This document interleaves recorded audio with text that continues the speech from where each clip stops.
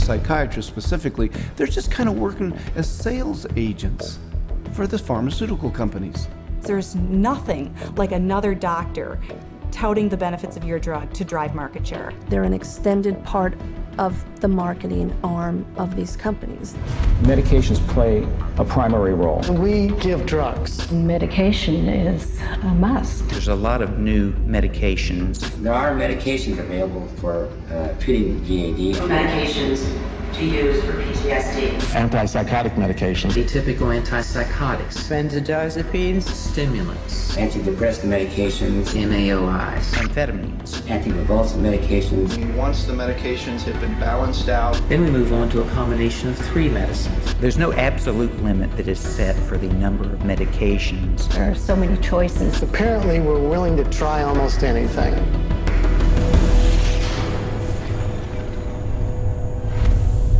Les psychotropes ne peuvent pas être vendus sans ordonnance.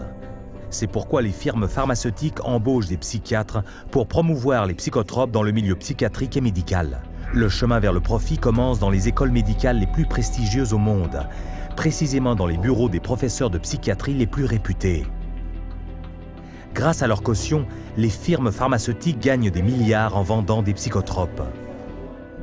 There are a lot of academic psychiatrists especially who have ties to 10 or 15 or 20 different pharmaceutical companies, and so they're making a very large amount of money. Whether they're professors or whether they work at big, medical institutions, those drug companies will make sure that they've got them on the payroll somehow. They'll have this person feed this information to their other peers, but it's all being motivated through monies being funded by pharmaceutical companies. About 40% of the early stage marketing dollars for pharmaceutical companies go straight to these thought leaders, psychiatrists.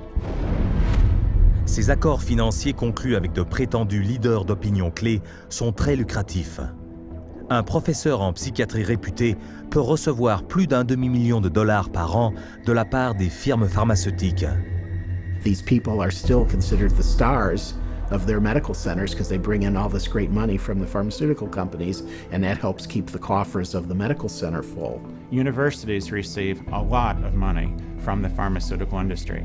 Drug companies are building buildings right next to the medical school. They're funding research right and left. The University of Michigan Depression Center received, I think it was $750,000 from Eli Lilly, and all they do down there is crank out this biological view of psychiatry and mental illness and depression. Comme les professeurs en psychiatrie reçoivent des millions de la part des firmes pharmaceutiques pour les universités, il n'est pas surprenant que leur programme d'études soit axé sur les psychotropes. Training programs in psychiatry, the majority of them now are drugs first. You're really a psychopharmacologist in a way when you come out of a psych residency training program. Even when I went to medical school, psychiatrists did talk to patients. Now all they do is write a prescription and send them away. A psychiatrist is trained for one purpose, to administer psychiatric drugs. Les professeurs en psychiatrie ne se contentent pas d'endoctriner les étudiants en psychiatrie et en médecine. Ils vendent aussi les vertus des psychotropes à leurs confrères. D'abord, en réalisant des essais cliniques que l'on fait passer comme objectifs et qui promeuvent à la fois un nouveau trouble psychiatrique inventé et le psychotrope censé le guérir. Ces recherches sont diffusées dans des revues spécialisées destinées à leurs confrères et on en fait mention dans les médias. Mais les lecteurs ne savent pas qu'environ 50% de ces psychiatres n'ont jamais participé à ces recherches.